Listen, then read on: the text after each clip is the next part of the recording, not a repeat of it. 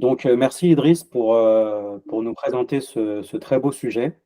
Je propose peut-être que tu te présentes 2 minutes avant de démarrer le talk. Alors merci pour l'accueil. Donc ouais, moi c'est Idriss. Donc du coup, je fais pas mal de SRE et de platform engineering, dans le sens où à la fois je fais tout ce qui est lié au maintien des infrastructures de prod chez différents clients. Donc je suis à mon compte depuis 2017 et puis avant ça, j'ai commencé à bosser en 2011. Toujours à peu près à mi-chemin entre le développement et l'automatisation des installations et la scalabilité en prod, etc., etc. Et du coup, j'ai poursuivi et puis on en est arrivé à créer notre propre plateforme que je vais vous présenter dans cette session. Voilà. Donc, D'accord. je vais rentrer dans le détail. Je vais démarrer, je vais commencer à partager mon écran. D'accord. Voilà. Tac. Alors, partager. Ouais, c'est au milieu. Présenter maintenant. Voilà.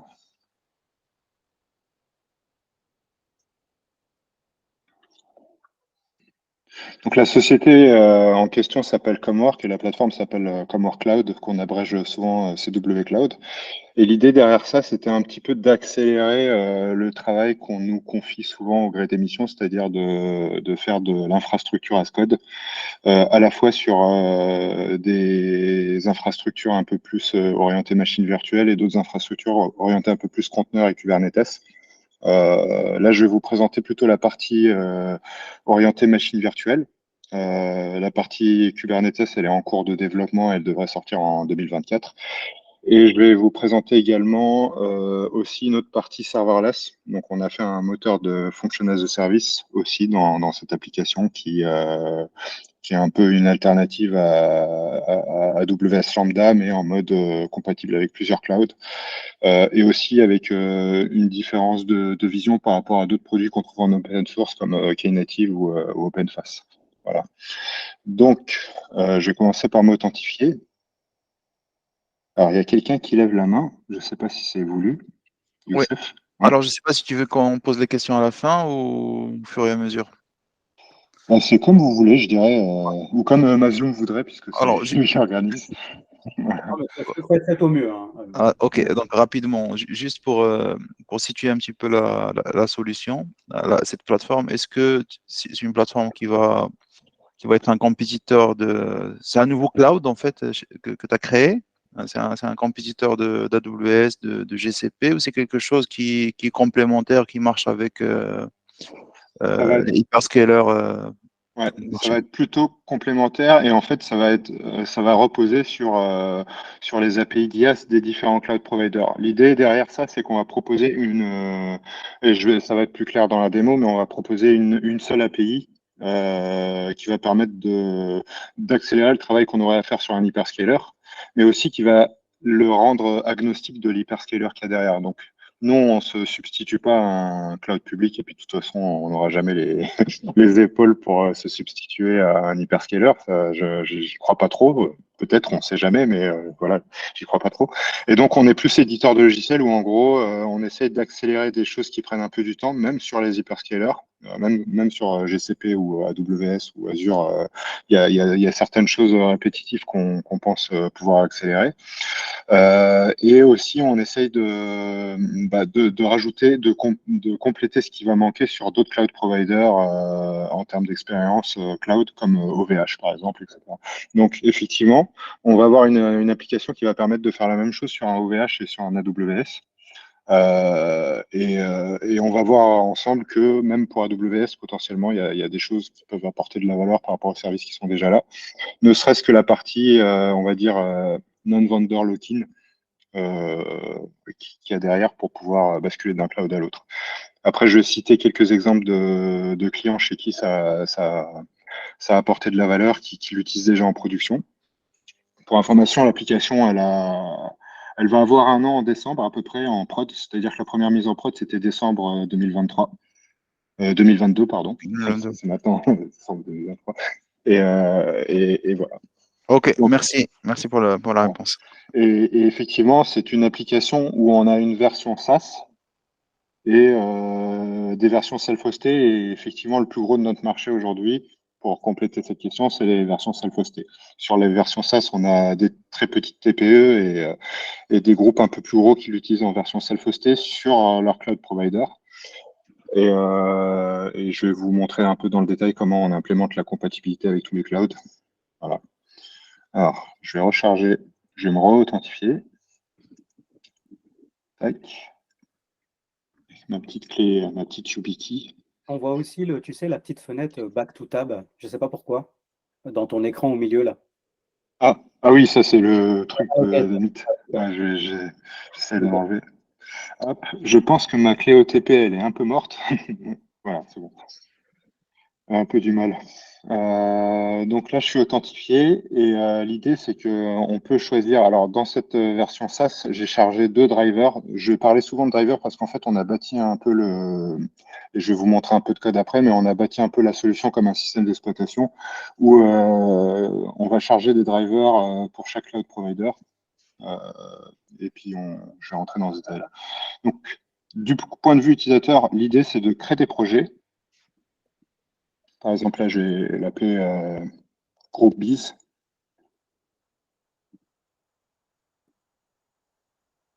Derrière un projet, qu'est-ce qui a été créé? On a un repo Git qui a été créé, qui pour l'instant est vide. Voilà. Et donc, après, j'ai un catalogue de services qui sont déjà tout prêts. Etc., etc., etc. Et je vais déployer, par exemple, un éditeur de code VS Code en ligne, mais ça pourrait être un WordPress, ça pourrait être n'importe quel service. Après, je vais vous montrer comment on crée des services. Donc, code Groupis. Donc là, je vais me mettre sur Scaleway, par exemple, la région Paris, la zone 1, une machine de taille M. Je choisis mon projet, je choisis une zone DNS et je crée. Voilà. Là, qu'est-ce qui va se passer? Si je retourne sur le projet, automatiquement, le repo Git il a été rempli avec des rôles d'installation Ansible et un playbook. Et pendant qu'on est en train de parler, en fait, il est en train de faire les requêtes à l'hyperscaler qu'on a choisi derrière, donc en l'occurrence Scaleway. Et il va créer les machines. Donc ça prend un peu de temps, hein. En général, ça prend 10 minutes, mais le temps qu'on discute, ça va le faire. Et ce qui va se passer, c'est que ça va faire un appel à l'API d'IaaS du cloud provider qui y a derrière. Et une fois que l'infrastructure a été provisionnée, avec un programme qui s'appelle Cloud Init, ça va récupérer le projet qui a été créé avec les templates Ansible d'installation qui sont dedans, les rôles, les templates Jinja, etc., etc. Et ça va les appliquer sur la machine. Et une fois que le service il a été complètement installé, en fait, chaque mise à jour va déclencher aussi des pipelines. Donc, en fait, on essaye d'avoir une expérience GitHub, c'est-à-dire que une fois que l'infrastructure a été créée, l'application, on peut s'en passer puisque finalement, ça reste du classique, c'est-à-dire quand on est sur de la VM, ça va être des templates Ansible. Quand on va être sur du Kubernetes, ça va être des templates Helm. Et donc, voilà. Comment marche un environnement? Par exemple, l'environnement code qu'on vient de provisionner sur une instance, eh ben, les administrateurs ils peuvent rajouter des environnements comme ils veulent. Donc, on va regarder par exemple l'environnement code. Et ce qu'on va voir, en fait, c'est que c'est une collection de rôles Ansible qui sont ordonnés pour créer un playbook qui va dire qu'il va exécuter chaque rôle. Et derrière, on a un template de variables injectées à tous ces rôles. Et on a un template de documentation en Markdown aussi qui indique comment utiliser le service avec des variables dynamiques, par exemple le nom de l'environnement et aussi l'adresse, voilà, l'adresse qui a été générée dynamiquement sur la zone DNS. Et on va regarder tout de suite ce que ça donne dans le repo en question. Donc les deux fichiers qui ont été générés à partir de ces deux templates, voilà, un fichier de variable avec des valeurs qui sont dynamiques, des mots de passe, etc., etc. Et pareil pour la documentation. Voilà. Donc là, il vous dit, par exemple, si vous avez besoin de vous connecter en SSH sur cette machine, il faudra que vous complétiez ce fichier en rajoutant votre clé publique. Vous pushez, et puis après, vous pourrez faire un SSH dessus. voilà, avec votre clé.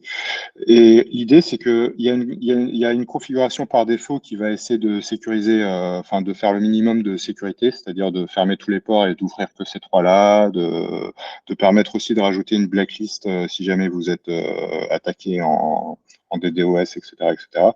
Aussi l'exposition des services qui sont déployés. Vous avez la configuration de votre reverse proxy qui est ici, vos clés SSH, etc., etc. Et bien entendu, vous pouvez aussi remplacer, donc c'est des mots de passe aléatoires qui sont générés, mais vous pouvez choisir, et ça pour l'instant on laisse le choix au client, de déployer aussi un Vault et d'ici de mettre plutôt des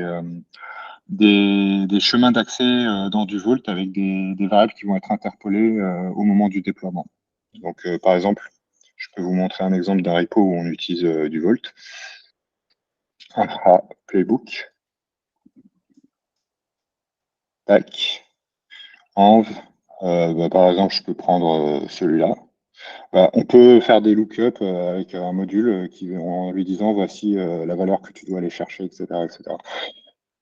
On laisse le choix parce que finalement, le client derrière, c'est lui qui va choisir s'il veut encaisser le coût de déployer son instance de Vault. Donc, par défaut, on a des pré-mots de passe et puis en fait, il reste libre de son infrastructure. Tout ce qu'on fait, nous, c'est l'accélérer.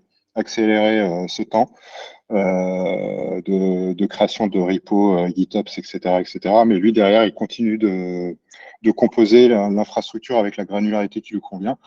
Dans les projets, par exemple, il peut choisir de mettre autant de machines qu'il veut, de les regrouper dans des domaines fonctionnels, dans des environnements, par exemple, de faire prod, QA, etc., etc. C'est la totale liberté, comme si vous faisiez tout from scratch, mais sauf que vous avez une API avec une interface web et aussi une CLI que je vais vous montrer pour le faire plus rapidement. Voilà. De la même façon, les environnements que vous voyez ici, en fait, vous pouvez les composer à partir d'une marketplace de rôles que vous pouvez, qui est en fait tout simplement un repo Git où vous allez développer vous-même. Vous avez des rôles qui sont déjà tout prêts en open source et puis vous pouvez aussi templétiser vos propres applications et rajouter vos propres environnements qui seront ensuite disponibles à tous les utilisateurs dans le dashboard. Et comme je disais, dans la version qu'on est en train de développer, on est en train de proposer la même expérience pour du Cube. Donc, ça sera des environnements K8S avec, pareil, une marketplace de M-Sharp toute prête. Dans les futures versions, on va aussi permettre d'ajouter des rôles. Par exemple, ici, on va proposer d'importer des rôles de Ansible Galaxy et dans la partie Kubernetes, on permettra aussi de faire des Helm repo add graphiquement et via une API pour dire je veux référencer des M-Sharp qui sont d'une registrie qui n'est pas chez moi. Voilà. Ensuite, oui. Une question par rapport à Roy, donc quand tu parlais de ça, donc ça va être des accès que tu donnes à des administrateurs et à des utilisateurs, c'est ça? Juste pour me comprendre. Ça, cette partie, alors, pour être sûr de répondre à ta question, effectivement, cette vue-là, ouais, elle va être accessible à des utilisateurs qui ne sont pas administrateurs. Donc, ils vont pouvoir déployer des instances, créer des repos, GitOps, etc. La partie, je crée des environnements que je mets à disposition, qu'on va permettre d'instancier par des utilisateurs. Ce deuxième panel-là, c'est des administrateurs qui s'en occupent. Voilà.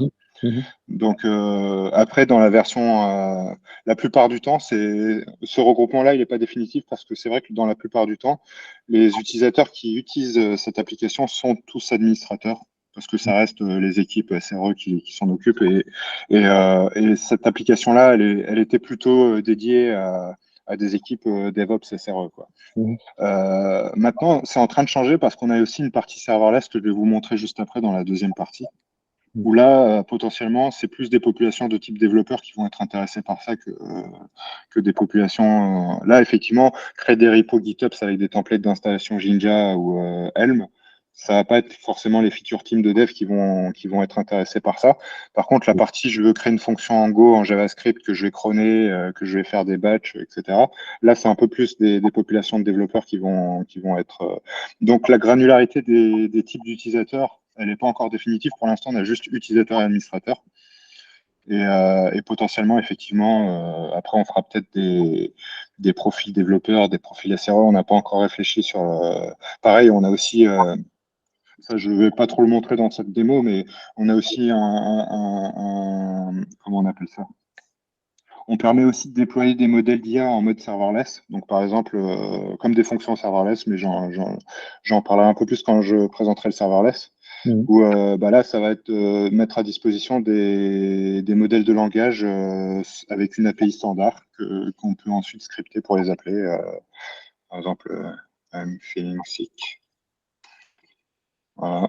Tac. Donc, un peu sur le modèle du chat GPT, sauf que on va permettre à des gens de déployer leur propre modèle directement. Voilà. Donc, ça aussi, c'est en cours de R&D. Et forcément, les utilisateurs du chat et derrière de l'API REST, ce sont des simples utilisateurs. Par contre, la partie où on va uploader des modèles de langage, ça pour l'instant, ça reste des admins parce que vous pouvez avoir des modèles qui font 1 Tera et c'est aux admins de savoir si les ressources sont OK pour héberger certains modèles de langage. Alors, il y a quelqu'un d'autre qui a levé la main. Saïd. Ouais, merci Idriss. Moi, j'ai juste une question par rapport, vous avez parlé en fait de provisionnement de ressources sur des cloud providers différents et c'est des call API, si j'ai bien compris ce que vous avez dit au début. Euh, mais en fait, ils sont sécurisés comment? Vous utilisez des services account, des clés? Si c'est des clés, Je vais comment? rentrer, ouais, je vais rentrer dans ce détail-là juste après parce qu'on va rentrer dans le code et je vais vous montrer comment c'est implémenté avec Pulumi justement. Ok, Et, ok, et je vais présenter, du coup, ça sera l'occasion de parler un peu de Pulumi. Et effectivement, après, c'est un peu la même philosophie qu'avec du Terraform. On a des variables d'environnement qui représentent des services accounts et des clés. Et puis après, c'est au client de gérer l'IAM comme il le souhaite. Généralement, ça a du sens de donner le maximum de droits à ce type de plateforme parce qu'en fait, elle vous remplace un peu l'IAM dans le sens où c'est elle qui gère, vous avez une gestion d'utilisateur et de droits dedans, avec des rôles admin, des rôles utilisateurs, mais aussi un ownership sur les ressources, sur les instances, sur les projets. Donc finalement, en fait, c'est une sorte d'IAM cross cloud provider. Donc la logique veut que c'est un peu comme du rancher. Généralement, vous lui donnez tous les droits sur votre cluster cube, et ben là, vous lui donnez un maximum de droits sur les différents services. Peut-être pas sur tout votre cloud provider, mais sur les services qu'il aurait besoin d'administrer, typiquement les buckets, les registries, les instances, les compute instances, le cloud DNS, etc., etc. Donc, c'est vrai que c'est une appli. En fait, c'est une appli qui va substituer un peu l'administration de votre cloud à des utilisateurs. Donc, ça a du sens qu'elle ait des droits d'administrateur. Voilà. Après, les utilisateurs qui sont sur cette application-là ont leur propre compte, leur propre clé, leur propre gestion d'API. Je vais vous montrer ça en utilisant la CLI, mais vous pouvez créer l'équivalent de service account, vos API keys avec, voilà, par exemple, moi j'en ai 3 ici, je peux en générer une autre. Ouais. Voilà. Et ça, c'est encore un work in progress, mais on va encore baisser la granularité des droits dessus. Donc, ce sont des applications qui sont généralement administrateurs. Après, vous pouvez choisir de les mettre admin que là où il y a besoin. Et après, derrière, les utilisateurs qui vont se connecter dessus, ils n'ont pas, eux, pour autant, les droits d'admin. Je pense que ça répond à ta question. Ouais, bon, ça en découle d'autres questions, mais je reste patient pour que vous allez présenter D'accord. la partie. Ouais, c'est Ouais. ça, une question. Ok, merci. Alors, du coup, j'enchaîne avec la CLI. On a aussi une interface ligne de commande qui fait exactement tout ce qu'on peut faire graphiquement. On peut le faire en ligne de commande. Par exemple, là, je vais lister les instances. Donc, c'est une CLI qu'on a développée en Go. Et du coup, par exemple, je vais la supprimer tout à l'heure quand on aura fini de la créer. D'ailleurs, elle est active là. Donc, tac, je peux l'ouvrir. Et effectivement, normalement, j'ai reçu un mail avec le mot de passe qui a été généré. Tac, tac, tac, tac, tac. Cloud. Ouais, ça doit être celui-là exactement. Hop. Et du coup, voilà, ça, c'est un des services qu'on met souvent en démo. C'est un VS Code totalement dans le cloud, donc un peu sur le modèle de Gitpod. La petite différence, c'est que comme c'est votre compute instance, en fait, vous perdez pas le disque. Ça reste vivant tant que vous gardez l'instance. Et du coup, ça se rapproche plus d'un vrai environnement local parce que vous pouvez installer toutes les CLI que vous avez besoin et par défaut, vous avez déjà Docker, K3s, Terraform, TerraGrant. Enfin, ce qu'il vous faut pour bosser, je pense qu'il y a même Gcloud aussi. Ouais, ouais, si, voilà, il y a Gcloud.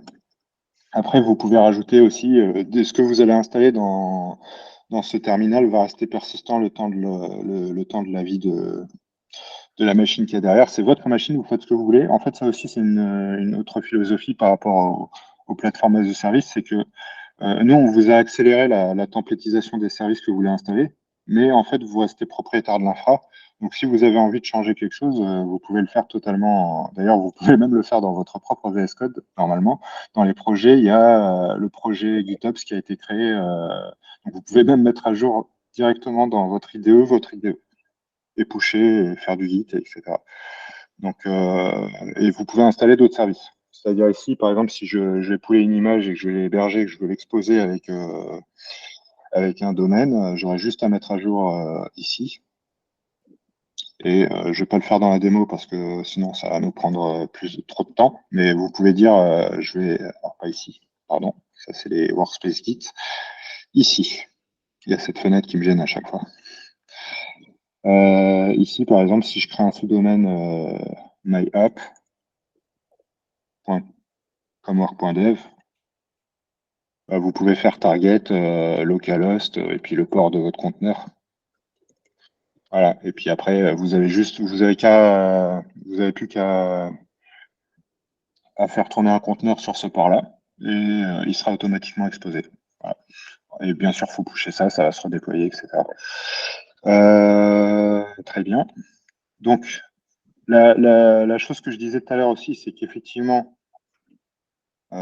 si je fais une mise à jour dans Git, j'aurais pu le faire dans l'IDE, mais je peux le faire aussi ici. Donc, je fais une mise à jour, par exemple, sur le YAML.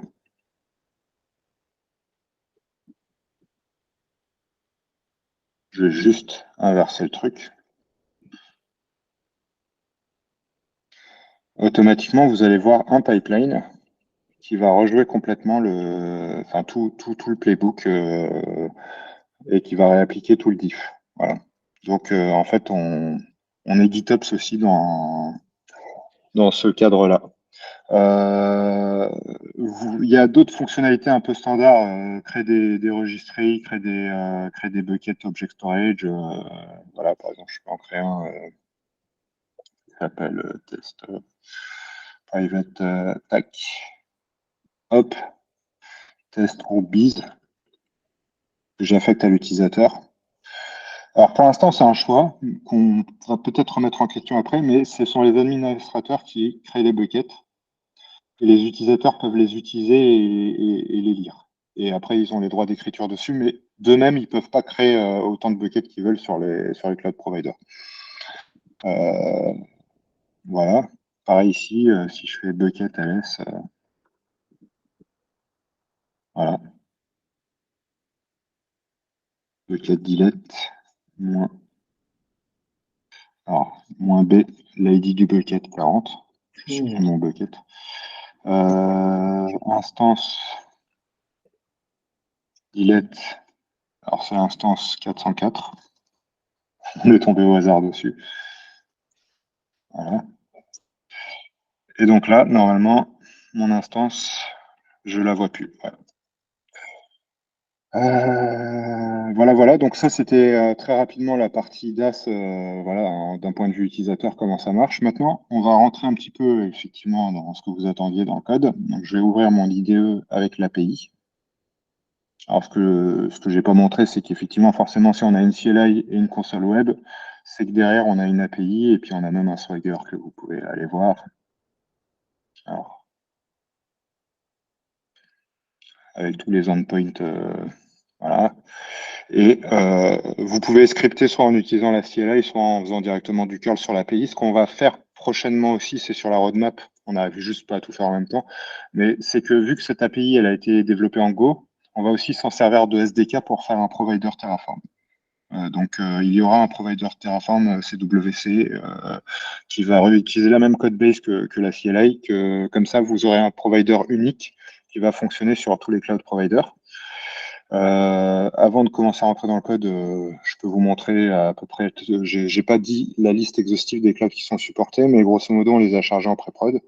Donc, on a Scaleway, OVH, AWS, GCP, Void, c'est un truc de test, et Cloudflare juste pour la partie DNS. Donc, c'est pour ça qu'il n'est pas listé ici. Pour l'instant, on l'utilise juste sur le use case enregistrement DNS. Et effectivement, comment ça fonctionne, les interactions avec les cloud providers?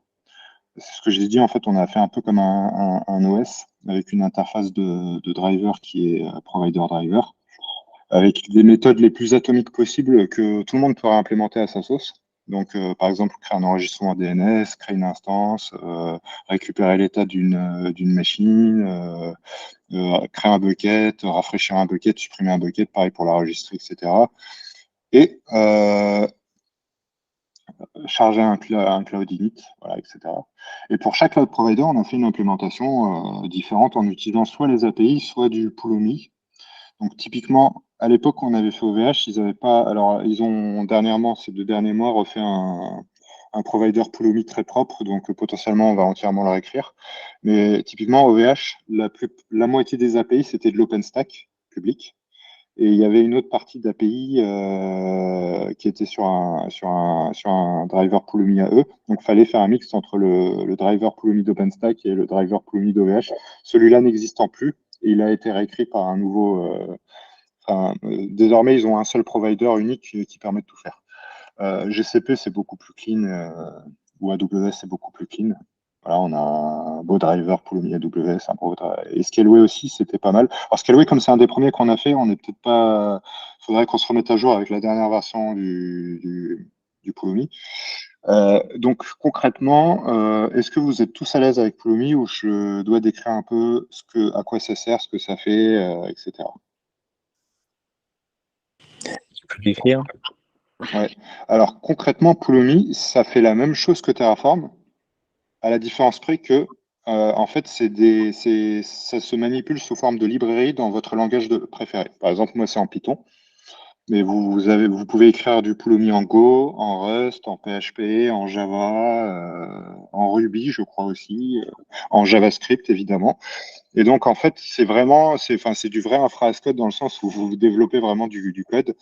Et grosso modo, ça ressemble à ça. Vous dites, un peu comme du Terraform, vous allez dire, je veux créer une instance avec des interfaces de fonctions et de classes.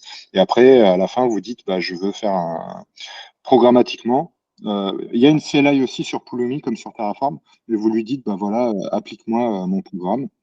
Et en fait, on est parti là-dessus parce que du coup, comme on expose, nous, ce qu'on vient de faire là dans cette démo, c'est ce que classiquement des gens auraient fait avec un repo Terraform.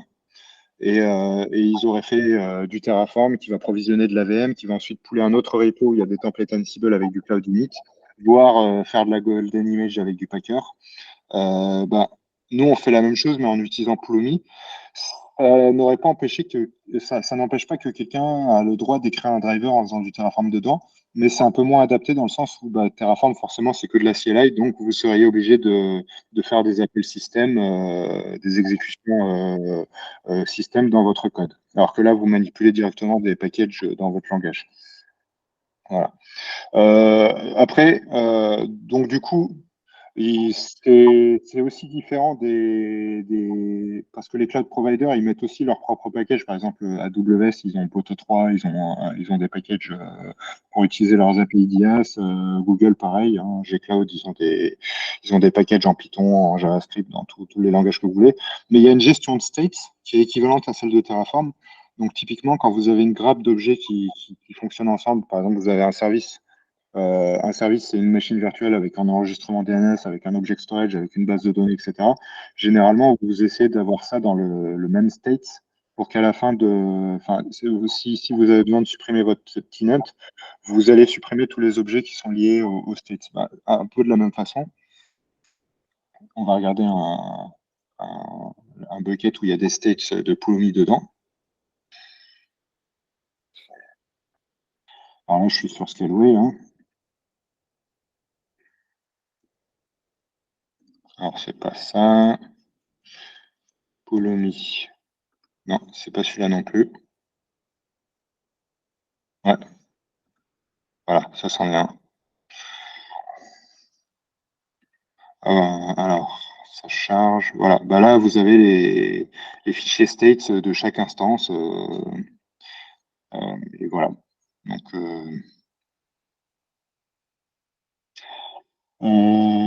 voilà, c'est le même principe que Terraform. La seule différence, c'est que vous faites du code. Et je dirais que c'est un peu le même esprit que Dagger. Vous faites vos pipelines dans du code, dans votre langage préféré. Pulumi, vous faites votre CD infra as code dans votre langage préféré. Voilà. Mazloum, j'espère que ça te convient comme définition, ou si tu veux rajouter quelque chose dessus. C'est très bien, très bien. Ouais. On n'a pas fait mieux. Il y a Ouais. peut-être juste, tu vois, la différence entre le déclencher en CLI, comme tu avais dit, et Ouais. avec la ligne de commande Pulumi up, destroy, machin. Et ce que tu as montré, toi, c'était le automation API, tu vois. On avait discuté Ouais. ensemble. Ouais. Il y a juste cette subtilité, peut-être. Ouais, bah du coup, de la même façon, on pourra en charger dessus. Effectivement, comme j'avais dit tout à l'heure, il y a une CLI aussi dans Pulumi que vous pouvez utiliser comme Terraform pour faire des plans, des ups, etc. La logique veut que si vous exposez des web services, ce soit votre web service aussi qui fasse tout ça. Et donc, c'est pour ça qu'ici, j'utilise ceci. Voilà, ce que tu viens de parler. Alors, du coup, j'ai vu une question d'un certain Étienne qui levait la main. Tu as une question, Étienne, pour Idriss? Non, je n'avais pas de question. J'ai vraiment ma question, c'était vraiment sur Pulumi en général, du coup, pour les différences, mais vous avez bien répondu. Je pense D'accord. qu'il t'a applaudi, Idriss, en fait. C'était plus. Ouais, Ok. c'était des applaudissements, Idriss. Ok, d'accord. J'ai cru que c'était pas de souci. Voilà. Donc après, effectivement, l'idée c'est qu'on va aussi permettre aux gens déjà le code il va être ouvert, hein, donc de toute façon vous pouvez déjà faire vos propres drivers. Mais peut-être dans le futur on va aussi permettre de les uploader depuis l'interface. Donc je vais revenir là-dessus. Donc, dans l'administration, on pourra peut-être dire, vas-y, upload-moi des drivers comme des fonctions serverless aussi. Je veux faire un driver pour Azure, c'est pas supporté, je voudrais le déployer. Je gère mes variables, mes secrets, etc. Donc, il y a encore beaucoup de boulot, beaucoup d'idées qu'on est en train de réfléchir. Et de la même façon, s'il y a un driver qui convient pas, par exemple, voilà, quelqu'un trouve que celui d'OVH il est trop vieux et puis il faut le réécrire, bah, c'est totalement ouvert. Et on peut même faire plusieurs drivers sur le même cloud provider. On peut faire un OVH2, un OVH3, voilà, etc. L'autre point où je vais insister aussi, c'est que, comme je disais tout à l'heure, il y a certains cloud providers, tous les cloud providers déjà n'ont pas forcément tous les services qui sont implémentés. Bon, ça, c'est quand même l'eau, le gaz et l'électricité. Hein. Donc, créer des machines virtuelles, des enregistrements DNS, de l'object storage, des registries. Ça, vous pouvez être confiant que à peu près partout, vous allez l'avoir. Mais sauf sur Cloudflare, par exemple. Cloudflare, ils sont, jusqu'à il n'y a pas très longtemps, leur seule spécialité, c'était le DNS et le cache CDN. Maintenant, quand on regarde Cloudflare, ils commencent à proposer du compute serverless. C'est assez nouveau, donc je pense que c'est en train de devenir un vrai cloud provider de plus en plus, hyperscaler. Mais ils n'ont pas encore tout. Et au moment où on avait regardé, bah, forcément, la seule chose qui nous intéressait, c'était d'implémenter la méthode de créer des enregistrements DNS. Et toutes les autres méthodes ne sont pas implémentées ou sont implémentées avec des retours vides. Et ça permet d'illustrer que, en fait, vous n'êtes pas obligé d'utiliser le même cloud provider pour l'ensemble de votre service. Vous pouvez très bien dire, je vais déployer le compute sur Scaleway. L'enregistrement DNS, il sera chez Cloudflare, le storage, il sera chez OVH. Ou inversement, je crée le compute chez OVH, je vais utiliser le service DNS de Route 53 d'Amazon, et inversement. Donc en fait, le multi-cloud, c'est pas seulement je déploie des instances dans un cloud A, dans un cloud B, même un même service, il peut. Alors après, c'est pas forcément toujours intéressant d'un point de vue financier, mais un même service peut être cross-cloud provider. Et parfois, pour le DNS, ça a beaucoup de sens parce que des fois, par exemple, quand vous faites un déménagement de cloud provider pour des histoires de coûts, Donc là, j'avais dit que je vais présenter quelques exemples. On avait par exemple un client qui vendait des écrans connectés à beaucoup de clients de plusieurs tailles. Ces clients, ils pouvaient vendre 4000 écrans connectés et c'était un tenant, et ils pouvaient vendre un seul écran connecté à un autre client et puis c'était un autre tenant. Il y avait un des gros clients énormes, donc c'est des gros groupes, hein, c'est des groupes de télécom, de marques de luxe ou des choses comme ça qui ont des écrans de publicité dans leur boutique en fait. La plupart des écrans de pub que vous voyez, souvent c'est ça, hein. Ces clients-là avaient demandé d'héberger chez Amazon. Et en fait, à côté de ça, vous avez le fleuriste ou la pharmacie, où eux, c'est pas très rentable d'héberger ça chez Amazon. Et en plus, la haute dispo pour un écran de pub pour un fleuriste, c'est pas le premier de ses soucis. Si l'écran de pub, il rafraîchit pas sa pub pendant 1 heure, il va même pas s'en apercevoir, quoi. Donc, en fait, ça a permis ils étaient totalement chez Amazon et finalement, ils ont gardé Amazon pour les clients critiques comme ces gros groupes-là. Et tous les petits clients, ils ont pu faire une offre un peu plus low cost en leur disant, bah voilà, ça marche, mais on n'a pas les mêmes SLA garantis. Et par contre, le coût de l'abonnement, ça va être divisé par 3 sur Scaleway ou sur OVH. De la même façon, quand ils ont besoin de commencer à faire un environnement de test, eh ben, ils commencent avec un cloud pas cher.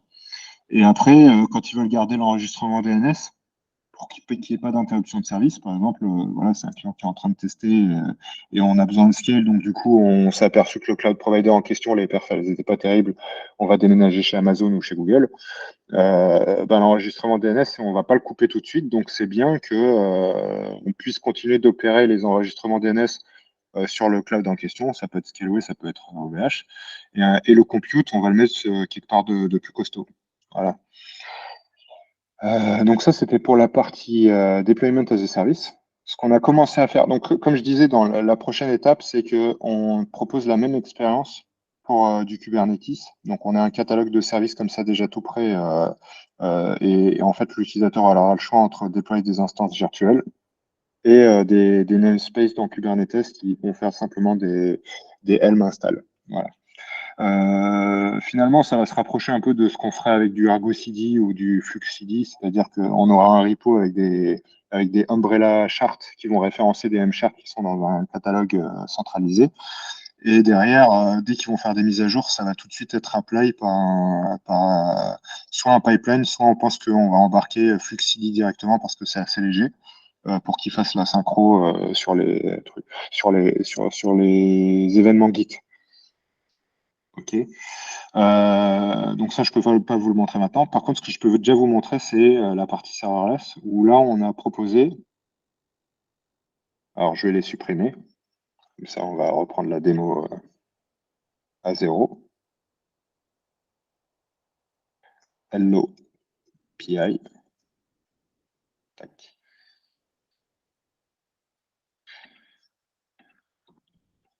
Donc ça, c'est encore en bêta. Il n'y a pas de pricing de tout ni rien, etc. On vient de le faire cet été. Et grosso modo, vous allez pouvoir choisir un de ces 4 langages-là. Donc, on va prendre Python, par exemple, au hasard. Public endpoint, hello PI. Ça, je vais y revenir après, ça, je vais y revenir après, ça, je vais y revenir après aussi. Donc là, je vais rajouter 2 arguments, le nom et le prénom. Voilà. Et le classique hello nom prénom.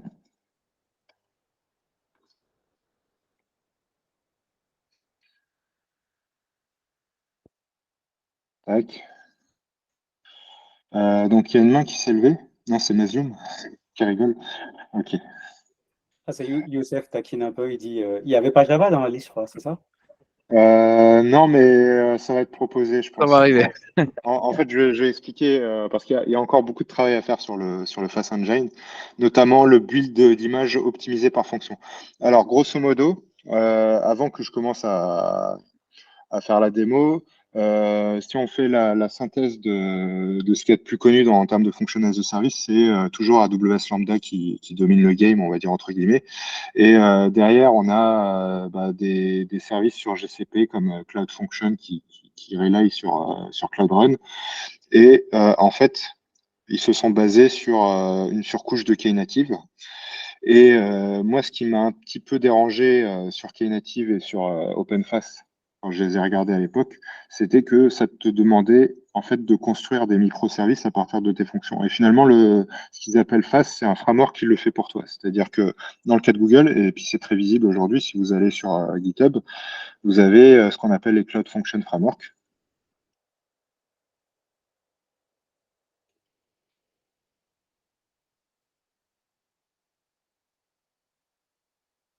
Donc, par exemple, vous avez celui pour Python, et vous allez voir que si je rentre dedans et que je regarde, alors c'est pas là, il n'y a pas un package requirements.txt qui traîne là? Alors, je sais plus où je l'ai vu. Bref, je sais que c'est du Flask. Vous allez devoir me croire sur parole. Je sais plus où est-ce qu'ils ont rangé leur. Ouais, c'est du Flask, hein, tu as raison. C'est du Flask. Avant, il y avait un requirements, mais peut-être qu'ils ont utilisé un autre système de package, etc. Vous avez celui pour Node. Donc, en fait, c'est à chaque fois que vous changez, vous mettez, par exemple, Node. Non, c'est pas Node, c'est Node.js, pardon. Node.js, si je regarde le package.vision, alors je connais un peu moins, mais ils doivent utiliser quoi, eux? Dev dependencies, script dependencies, Express, ouais, c'est ça, c'est du classique, hein, c'est le truc pour faire des routeurs en JavaScript. Alors maintenant, il paraît qu'il y a Fastify qui est plus rapide, etc., et que Express c'est un peu déprécié. C'est un peu ça les problèmes des cloud functions de framework de Google, c'est que souvent ils sont sur des trucs, par exemple Flask, il y a FastAPI qui est un peu mieux. Je pense que Mazloum il pourra confirmer. Vous avez celui pour Go, vous avez celui pour Java, vous avez celui pour etc. Et en fait, le principe, c'est que la fonction handle qu'on est en train de développer, le principe du serverless, c'est qu'en fait, on ne s'occupe pas de comment va être exposée notre fonction. Que la partie, je l'expose sous forme d'API REST. C'est pas au développeur de s'en occuper. Lui, il doit juste se concentrer sur sa logique, sur le développement de sa fonction. Et c'est un peu comme un framework qui va s'en occuper pour lui. La différence, en fait, Lambda, dès le départ, la proposition de valeur, c'est qu'on ne s'occupe de rien. Sur les moteurs serverless qui sont en open source, en fait, vous devez setter une registry Docker, vous devez setter un pipeline qui va utiliser la CLI de OpenFaaS pour pouvoir builder. Parce qu'OpenFaaS, c'est un peu pareil en fait que Google Cloud Function. Il y a des espèces de converteurs qui vont convertir votre fonction en image Docker en passant par un framework, soit Flask, soit Express, soit machin. Et en fait, ça s'étend comme ça. Et puis, il a fait une implémentation pour chaque langage, exactement comme Google. Et en fait, c'est à vous de faire vos pipelines qui vont livrer vos fonctions sous forme de microservices dans des registries et ensuite de faire en sorte de les installer avec des manifestes Knative ou etc. Alors, OpenFaaS s'occupe de les déployer pour vous avec un appel de CLI.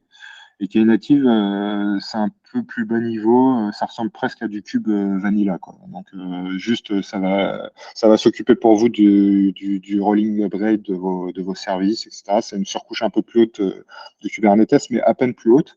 Et c'est vrai que ces derniers temps, Google, ils ont un peu masqué ça. Donc on commence à se rapprocher de l'expérience de Lambda. C'est-à-dire que vous ne voyez plus trop quand vous écrivez votre fonction. Je pense que Mazloum, il est beaucoup plus à jour que moi là-dessus, mais ce que je viens de montrer avec les Cloud Function Framework, limite, vous n'êtes même pas au courant, quoi.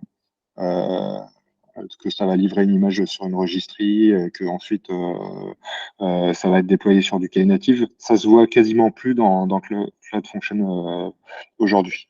Et Mazloum, ils n'ont pas fait converger justement Cloud Function avec Cloud Run Si. dernièrement En fait, aussi? ouais. En fait, Cloud Run, c'est un Knative as a service. Donc, Cloud Run, et vous avez à peu près quasiment le même sur Scaleway. Sur Scaleway, vous avez la partie serverless containers, donc c'est quasiment une copie de Cloud Run en fait, et c'est du Knative derrière sur du Cube, où vous allez lui dire, bah voilà, et puis vous avez la même chose avec la CLI in API. Je vais déployer là-dedans, et puis en fait, après, il va vous demander un chemin d'image avec un tag. Et derrière, vous avez une API pour mettre à jour les tags exactement comme Cloud Run. Et Cloud Function, et leur partie Function à eux aussi, c'est pareil, c'est au-dessus. Vous allez avoir un framework qui va transformer votre fonction en microservice et qui va les mettre à disposition dans des registries qui sont compatibles avec Cloud Run. Donc, du coup, en fait, votre Cloud Function devient un programme de Cloud Run. Et Exactement. vous ne le voyez pas. C'est-à-dire que ça devient de plus en plus transparent pour l'utilisateur. C'est masqué, effectivement. C'est-à-dire que Ouais. derrière, c'est du Cloud Run qui est utilisé quand tu écris ta Cloud Function dans GCP. Et effectivement, oui, c'est masqué. Et derrière, Ouais. c'est du Cloud Run V2 qui est utilisé quand tu exécutes une Cloud Function, Youssef. Voilà. Répondre à ta question. Ouais, bon, alors moi mes infos ils sont un petit peu pas up-to-date là-dessus, mais je suis resté sur du Cloud Run, ça tourne sur du gvisor en fait, Knative version, enfin même pas Knative sur Cube, c'est du gvisor de base et ça tourne sur Borg. Et tu peux choisir de faire du Cloud Run sur ton cluster Cube. Et à l'époque, effectivement, il y avait, enfin, Cloud Function, c'était complètement décorrélé de Cloud Run. Je sais que récemment, ça a été, ça, Ouais, ils c'est ont la fait seconde converger ça. génération, ils appellent ça seconde gène. C'est ça, c'est les V2. Ouais, c'est ça, Ils ont fait les exactement. V2, ils ont uniformisé en fait les deux. Et ça ressemble à ce que propose Idriss là, c'est que c'est encapsulé en fait. C'est que behind the scene, c'est géré par Google. Ouais. Et toi, tu vas coder ta fonction, tu vas juste coder ton function framework. Et derrière, eux, ils vont te générer eux-mêmes l'image Docker et te l'exécuter avec Cloud Run en fait. Ok, ok. Et je trouve ça très bien ce qu'ils ont fait. D'ailleurs, franchement, j'apprécie beaucoup qu'ils aient mis tous les function framework en open source. Et ça, il n'y a pas beaucoup de gens qui le savent. Mais sur leur GitHub, il y a vraiment tous les. Et ce qui sera encore mieux, je pense qu'il faudra leur faire le retour un jour, c'est qu'ils nous permettent de développer nous-mêmes nos propres Cloud Function Framework. Par exemple, on n'a pas envie d'utiliser celui de Flask, on a envie de refaire en Fast API, qui nous dit bah, voici les requirements pour que votre Cloud Function Framework puisse marcher dans Cloud Function Second Gen. Il faut que vous implémentiez, c'est sûrement très basique, hein, il doit dire sûrement que vous devez implémenter telle route REST, telle route HTTP pour que ce soit observable, pour que ce soit appelable. Il y a un post handle, par exemple, avec des arguments. Les arguments, ils sont passés comme ça dans le body. Voilà, c'est du contrat d'interface. S'ils donnent les specs de leur contrat d'interface, c'est que, enfin, ce qui serait parfait, c'est qu'on puisse créer, nous, nos propres frameworks qui comply avec ce contrat d'interface.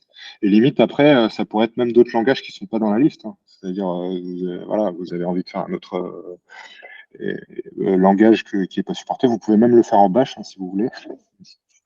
Moi, je trollais, j'ai rajouté bash dans la liste pour le troll. Mais je pense que je vais l'enlever. Parce qu'en fait, bash, c'est quand même une grosse faille de sécurité. Les arguments, ils peuvent exécuter des commandes. Enfin, c'est de la folie. Il y a une regex de validation pour empêcher que je puisse injecter du code dans les arguments. Mais ça fait quand même flipper, bash. Donc, du coup, ouais, parce que pour la petite parenthèse, en fait, au départ, on n'avait pas mis de regex de validation et puis on se disait, bah, dans le code, si les gens ils veulent sécuriser, ils peuvent sécuriser ici. Je peux directement sortir en faisant return. Enfin, je peux throw une exception dès le départ de ma fonction si les arguments ne sont pas validés. Sauf que en bash, l'exécution de la commande, elle peut être interpolée avant même l'invocation de la fonction handle. Donc, vous pouvez injecter du code avant même d'avoir invoqué votre fonction. Donc c'est vachement dangereux. Donc du coup, avant même de avant même de fabriquer la fonction, eh ben, on évalue les arguments qui sont passés au call. On va proposer, alors il y a encore du travail, mais on va proposer deux modes justement. Là, je vais le montrer dans la démo. Un mode à chaud. Donc là, je suis en pré-prod. Je vais me remettre en prod. C'est un peu mieux parce que la pré-prod, c'est encore en cours de dev.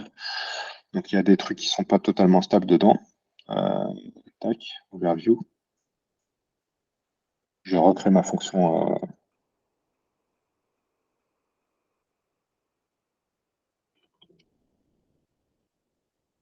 Hein. Donc, je vais la faire en Go, tiens. Hello, Go.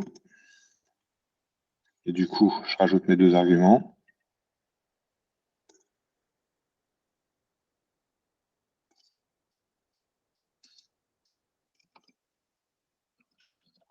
Hop. Voilà. Là, j'ai créé ma fonction. Je peux l'invoquer, effectivement, et puis automatiquement, il me fabrique un formulaire, mais derrière, c'est un web service que vous pouvez déjà appeler. Je peux le rendre public aussi, je peux dire c'est une API publique juste en cochant ça. Voilà. Et du coup, je vais l'invoquer.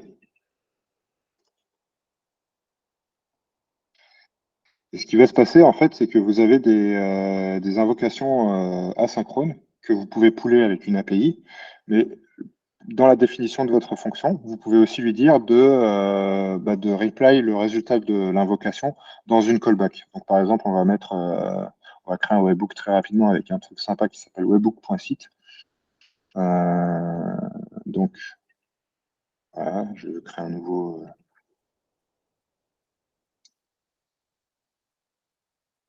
J'en ai beaucoup, hein. Il n'y a pas un bouton pour tout clear là? Je suis dans la version gratuite, donc ouais, c'est bon, on y arrive. Voilà. Tac. Donc webhook.site, c'est un truc qui permet de tester vos webhooks avec une URL. Voilà. Et donc là, si je réinvoque avec Idris 2, normalement, je vais voir que dans mon webhook, alors ça doit être dans les derniers événements. J'ai trop d'événements. Je vais essayer d'en régénérer un nouveau parce que là, ça va pas le faire. Ouais, non, mais en fait, il garde en cache. Alors, il n'y a pas un truc pour effacer tous les événements là? Bon, non.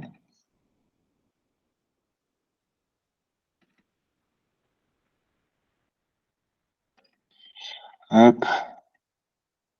Non, mais j'en ai 50 de trucs. Ça va être un peu compliqué de retrouver notre. Parce que j'ai l'impression qu'ils ne sont pas classés par date. Je vais essayer.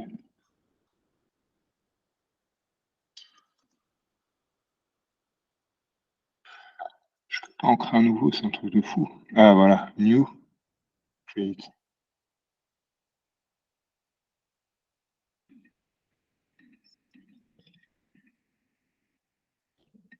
Ouais, je sais pas trop comment. Bref, c'est pas grave. Hop. Donc, ce qu'on aurait dû voir, mais je vais pas passer toute la démo dessus, c'est que je reçois un événement dans mon webhook ici. Et du coup, ça permet de récupérer les résultats en asynchrone de vos exécutions de fonctions. Après, on a aussi les triggers.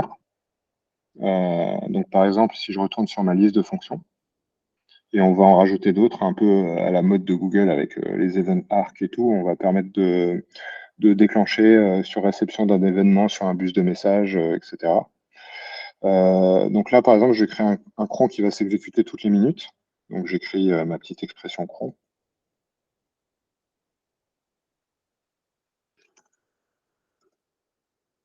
Voilà, AI.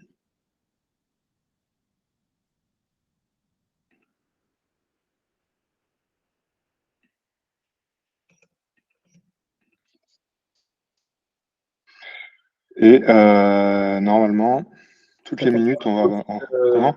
Claudio te propose c'est quoi, request? Comment ça s'appelait?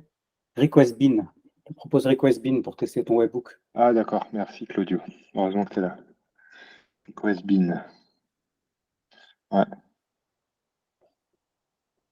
Cool. Alors là, Est-ce que j'ai une URL que je peux copier-coller? Ouais, copie, ça doit être ça. Donc, je vais modifier ma fonction, effectivement, et on va utiliser ça à la place. Et donc, du coup, si je la réinvoque,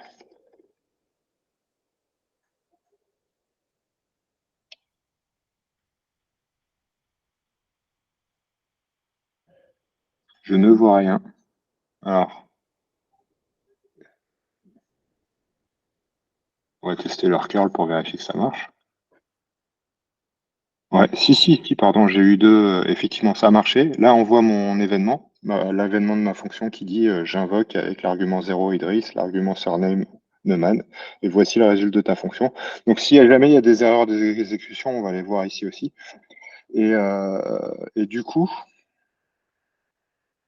si je retourne sur ma fonction et que je rajoute une contrainte sur les arguments, pour lui dire par exemple, je veux que ce soit forcément que des lettres.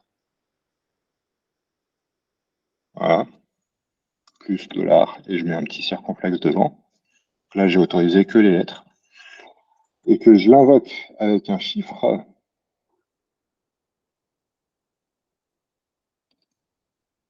Là, normalement, voilà, là j'ai reçu une erreur. Donc, il est en state error avec cette fonction-là ne valide pas le truc. Et dans mon webbook, je vais voir la même chose. Donc, voilà. Donc, ça, c'est un cron. Ça, c'est un des crons toutes les minutes qui s'est exécuté. Et je pense, ouais, là, il y a peut-être un truc qu'il faudrait qu'on change, c'est que même en cas d'erreur, il faudrait que je rappelle le webhook quand même. Donc là, je pense qu'en cas d'erreur, le webhook n'est pas invoqué du tout. On sort tout de suite. Donc, je pense que quand même, ce serait intéressant que le webhook il reçoive la notification d'erreur que la fonction n'a pas été exécutée à cause de ce message-là. Donc ça, c'est un truc qu'on va changer. Mais sinon, forcément, si vous voyez un tableau ici, c'est que c'est aussi une API que vous pouvez pouler, hein. Vous pouvez faire du get pour savoir quelle est la dernière exécution de cette fonction, dans quel état, dans quel state elle est, etc., etc. Ce qu'on est en train de faire prochainement, et ça va parler à Claudio, c'est que on va aussi permettre de programmer les fonctions en mode no-code. Alors, du coup, je vais faire add. Donc ça, c'est la pré-prod. Je choisis JavaScript et dans JavaScript, j'ai un éditeur low-code où je pourrais directement faire ma fonction avec. Voilà. Mais ça, c'est encore en work in progress. C'est pas totalement stable. Avec du Blockly. Donc ça va rappeler des souvenirs à Claudio. Alors. Ça me fait penser au programme en langage de programmation utilisé au Scratch. collège là par. Ouais, Scratch. Classique. Scratch utilise Blockly et en fait c'est très présent dans le monde de l'IoT aussi. Par exemple, si tu prends les constructeurs de SP32 chinois M5 Stack, tu as l'Arduino IDE où tu peux coder en C, mais tu as aussi un espèce d'IDE en Blockly où tu peux configurer tes petites cartes SP32 et tu as d'autres constructeurs, tu as de plus en plus de constructeurs qui font des surcouches aux ESP là qui te propose une interface de programmation Blockly pour configurer les objets connectés. Et effectivement, Claudio et moi, on a travaillé sur une mission où on était sur une plateforme où il y avait pas mal de Blockly pour configurer des services. Voilà. Idriss, les Cloud Functions, enfin la partie serverless qu'on vient de voir, c'est hosté du coup sur Comework ou sur le cloud provider, enfin sur l'hyperscaler derrière que tu as choisi? Je vais y venir. Là, pour l'instant, en fait, ça peut être hosté partout. Ici, on les a hostés sur du Scaleway. Et en fait, l'architecture, elle est assez simple. Tu as Alors, je vais répondre à Claudio juste après. Tu as juste, en fait, le serverless, c'est un bus de messages. Grosso modo, c'est ça le nerf de la guerre d'un moteur serverless, c'est que tu stockes tes fonctions dans un référentiel. Ça peut être une base de données. Donc, chez nous, elles sont stockées dans un PostgreSQL typiquement. Et tu as un bus de messages. Dans notre cas, c'est soit NAT, soit Redis PubSub, mais de la même façon, en fait. On a fait en sorte que tout soit sur un pattern de driver. Donc, ça s'appelle des adapteurs, mais en fait, on va les fusionner, c'est des drivers aussi. Et PubSub, tu as une interface Et on a toutes ces implémentations-là. Et puis après, les clients, ils vont charger dans leur configuration self-hosté le driver qu'ils veulent. Et puis, par exemple, si demain, ils veulent un driver Kafka parce qu'ils ont un Kafka qui est déjà en place sur leur architecture, ils peuvent faire un driver Kafka plutôt que de leur demander d'installer un autre bus comme Nuts ou comme Redis PubSub. On a implémenté ces deux-là parce qu'ils sont très légers, ils ne coûtent pas très cher à hoster. Et typiquement, tu as déjà un cluster Kafka, tu pourrais te faire un Kafka adapteur, un Pulsar adapteur, un RabbitMQ adapteur, ce que tu veux. Derrière, tous les événements sont, que ce soit créer une fonction, invoquer une fonction, créer un trigger, le trigger qui va invoquer une fonction, tout ça, c'est des événements dans le bus que tu peux capturer. Et derrière, tu peux réimplémenter. En fait, c'est un FAS on a fait toutes les pièces détachées du FAS pour que le FAS il soit fonctionnel. Et s'il y a une des pièces détachées qui ne te convient pas, il suffit juste que tu souscrives à des bus pour pouvoir réimplémenter les parties que tu as envie et les héberger où tu as envie. Typiquement, je donne un exemple. Là, pour l'instant, dans le FAS qu'on a implémenté, tu as l'API qui permet de créer les fonctions, créer les triggers, etc. Tu as la console web, etc. Tu as le bus. Et après, tu as des consumers qui vont dépiler les événements et s'occuper, dans le cas du scheduler, par exemple, de créer des crons dans un scheduler Python.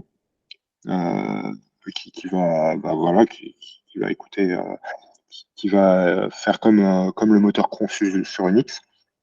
Et de la même façon, tu as aussi un autre consumer qui va s'occuper des exécutions de fonctions. Demain, il y a une partie qui t'intéresse pas, typiquement le scheduler, c'est un bon candidat parce que tu te dis, bah, par exemple, je suis sur Kubernetes, j'ai déjà les cron jobs de Kube, alors pourquoi moi je vais m'embêter à faire fonctionner un pod qui va me faire fonctionner un scheduler alors que Kubernetes, il a déjà son propre scheduler.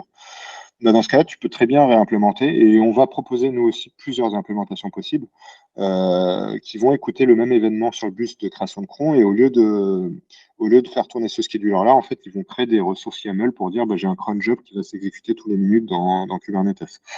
Donc après, c'est toi qui vas choisir où est-ce que tu vas hoster les pods de base et ceux que tu as besoin de réécrire ou pas.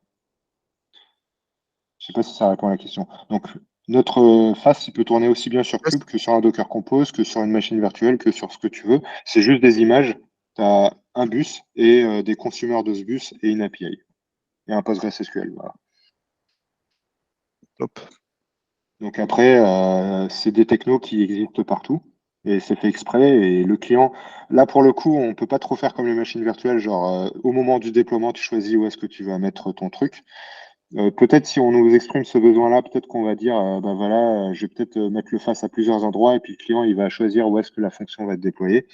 Pour l'instant, je ne sais pas si c'est vraiment le besoin le plus immédiat. En attendant, nous, quand on le met en self-hosté, on va demander au client bah, sur quelle infra tu veux faire tourner le FAS. Un peu comme OpenFAS. Hein. D'ailleurs, OpenFAS utilise à peu près la même techno sensiblement, hein, parce que leur bus aussi, c'est du NATS.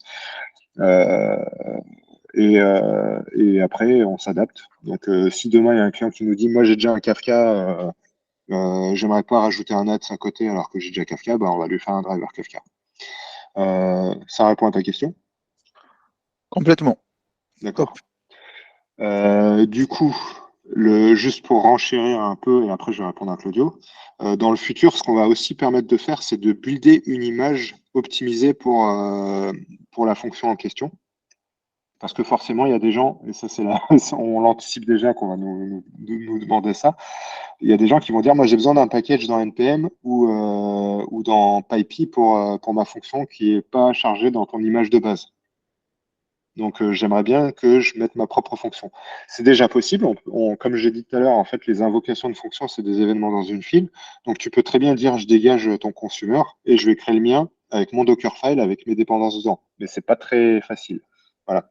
Donc, ce qu'on va permettre de faire ici, c'est qu'on va rajouter un bloc dans lequel il va rajouter ses dépendances. Et quand ce sera présent, en fait, automatiquement, notre application, elle va elle-même sur le même modèle que Cloud Function, justement, là, on va re-rentrer dans le mode de Knative et tout ça, où finalement, ça va prendre un peu plus de temps à déployer la fonction parce qu'en fait, elle va builder une image. Là, c'est très rapide parce que c'est que de l'interpolation de template.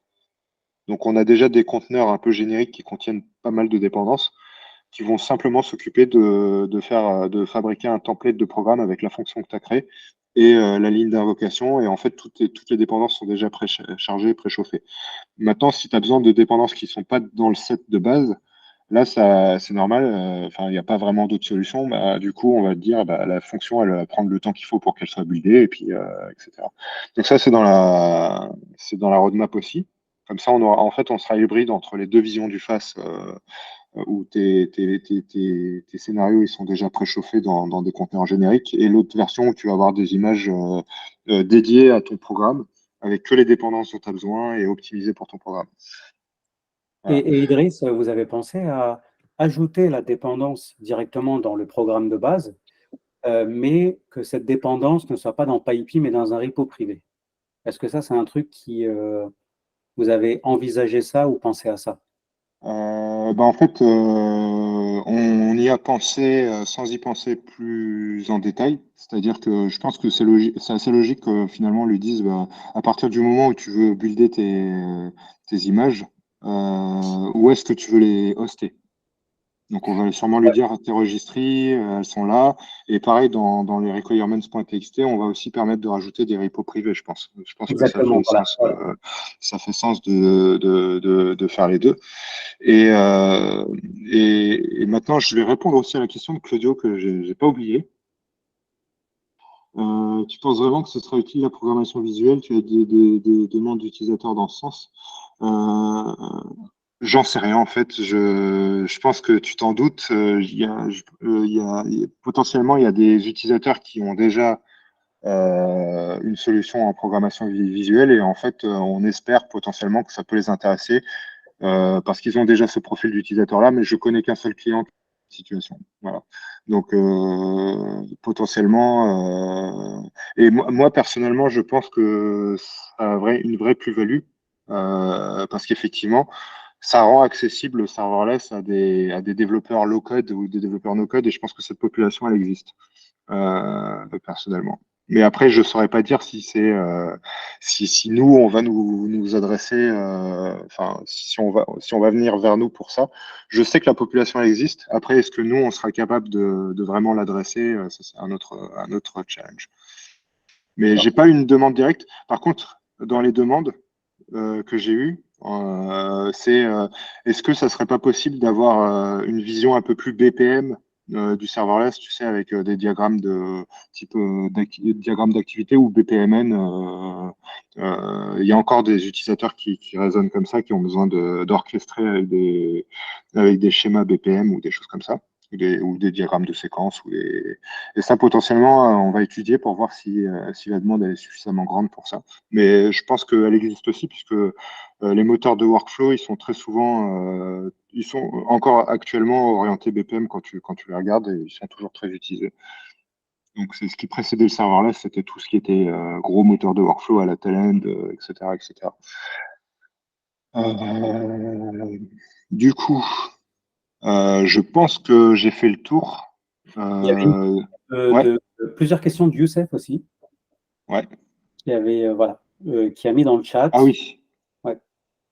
c'est Ouais, utilisé par quel client? en gros, juste, voilà, si on veut être des advocates pour ta super plateforme et euh, être des ambassadeurs, si on veut parler de ton produit, voilà, c'est déployé où, c'est utilisé par qui, si on veut donner des références. Ou, Alors, et autre chose, oui, ouais, vous avez mis ouais. combien de temps à sortir cette plateforme?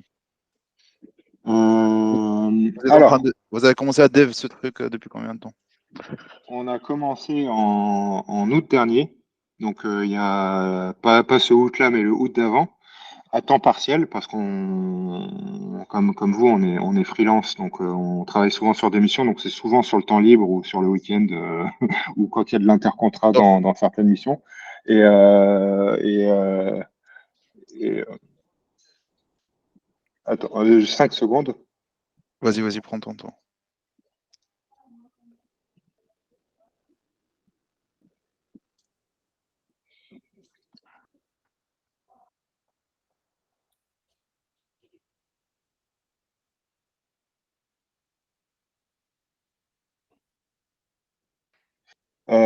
Du coup, Oui, donc la question c'était par quel client c'était utilisé. L'autre question c'est combien de temps on a pris, hein, c'est ça à peu près. Donc je disais, pour le temps que ça nous a pris, on a commencé en août dernier. J'ai arrêté le partage d'écran parce que là on voit un effet miroir. J'ai pas chronométré, mais je dirais que à la louche, ça nous aurait pris 5 mois à temps plein ou 6 mois à temps plein à peu près pour une personne à temps plein, c'est-à-dire qu'on a été plusieurs intervenants dessus. Il y a à peu près il y a 5 développeurs qui ont travaillé dessus en tout, dont moi. Par quel client c'est utilisé? On a 5 clients self-hostés.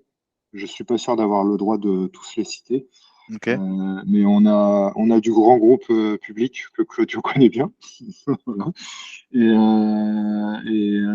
On a aussi une banque en ligne, là je peux la citer, tunisienne qui s'appelle Soflus, qui l'utilise. Et en fait, ils sont en train de proposer la même chose à des banques françaises. On a aussi l'entreprise qui fait des écrans connectés, ça c'est pareil, je ne suis pas sûr d'avoir le droit de citer son nom, donc je ne vais pas le citer. Qui c'est qu'on a d'autres Et après, on a des plus petits clients TPE qui sont sur la version SaaS pour héberger souvent leur site web en PHP, en WordPress, en Node.js, avec du MongoDB, des choses comme ça. Donc forcément, on n'a pas tous les services, mais on complète avec, par exemple, le MongoDB, on complète avec un service manager à l'extérieur. On peut le proposer aussi en template, mais après, il y a une histoire de licence où normalement on n'est pas censé le faire, donc on le fait pas pour l'instant. Qu'est-ce qu'on a d'autre?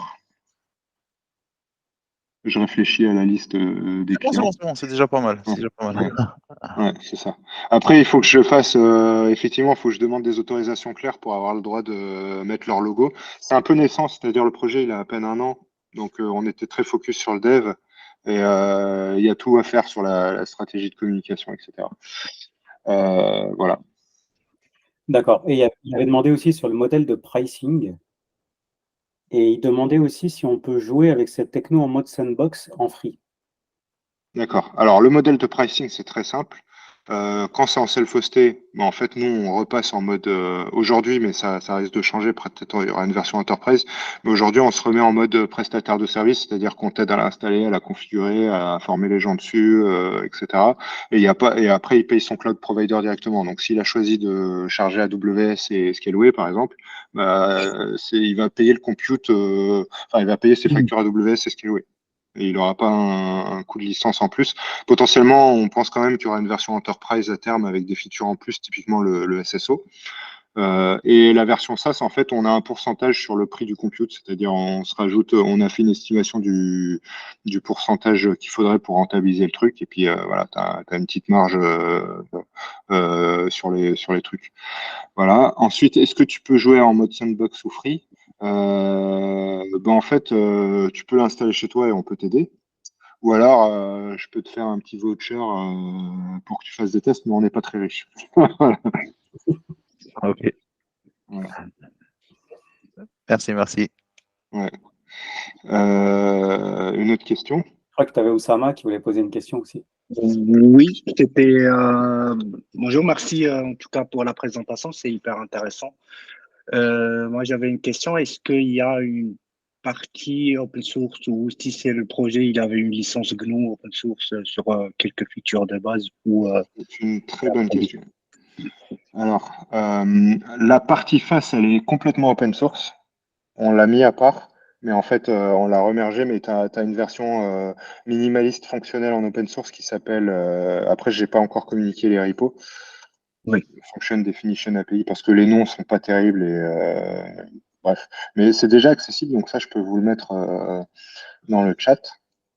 Donc ça, vous pouvez déjà jouer avec même un Docker Compose chez vous en local, hein, et vous aurez un front, un truc comme ça. La partie CLI en Go, c'est pareil, CWC, elle est complètement open source. Ok. Tac, tac, tac, tac, tac. Donc, voilà. La partie API, elle est pour l'instant pas ouverte. parce on était en train de la réécrire entièrement. En fait, on l'avait écrit initialement en Flask. On vient de la réécrire en FastAPI et on est en train un peu de cleaner. Pour l'instant, elle est sur licence SSPL. Donc, c'est l'équivalent de la licence qui existe chez Elasticsearch et chez Salut Claudio. Et puis, c'est l'équivalent de la licence BSL. Je sais plus c'est quoi exactement la différence entre les deux licences, mais elles sont très, très, très similaires. Et on est en train de réfléchir effectivement à la passer complètement en open source. Les autres, elles sont sur licence Apache 2, si je ne me trompe pas. Soit ML qui sont Apache 2, mais c'est quasiment la même chose. Et on pense potentiellement faire la même chose pour ça. Après, il faut qu'on pèse un peu le pour et le contre encore. Notamment, voilà, il faut quand même qu'on arrive à rémunérer le projet. Parce que pour l'instant, on n'en vit pas. Mais oui, peut-être quand il y aura une version Enterprise, on va l'ouvrir. Je pense qu'on va l'ouvrir.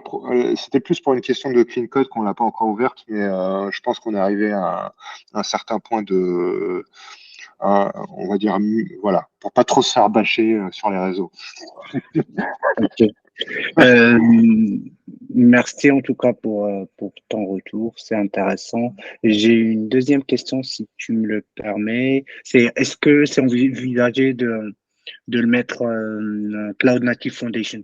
Parce que c'est un produit un peu natif et qui peut être candidat incubateur de CNCF.